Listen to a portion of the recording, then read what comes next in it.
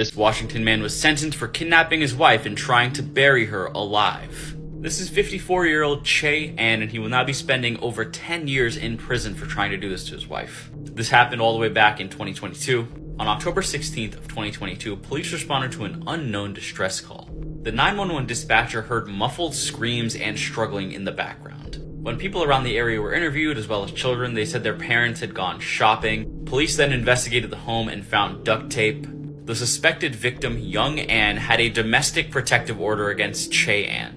They assumed this is a domestic violence dispute and she was in danger, so they put out a missing persons report. Apparently, Young called 911 using her Apple Watch, and then Che took it off of her wrist and broke it with a hammer. And that is exactly what the 911 operator heard on the other side.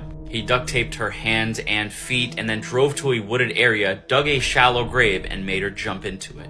After 12 hours, she removed the tape from her body and was able to free herself. She was able to run to a residential area, knock on a resident's home, and get them to call 911, and she explained the entire situation of what happened. Che's lawyer argued that he was over-medicated for PTSD and that's why he acted this way. He did issue an apology saying he wished he never did that, he wished he never walked into the house that day. But I mean, if she didn't free herself, she would have been dead, her kids would have been motherless, and at the end of the day, there is no excuse for this kind of behavior. Let me know what you guys think about the story in the comment section below, and as always, these videos are for informational purposes only.